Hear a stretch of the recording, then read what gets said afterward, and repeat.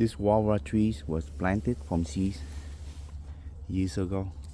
Look how the trunk is still small. It's the first time it produced fruit.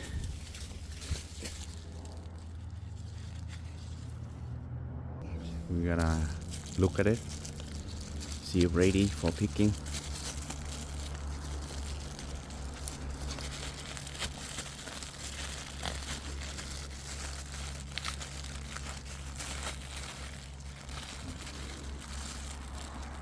It's beautiful. And we're gonna harvest this one as well.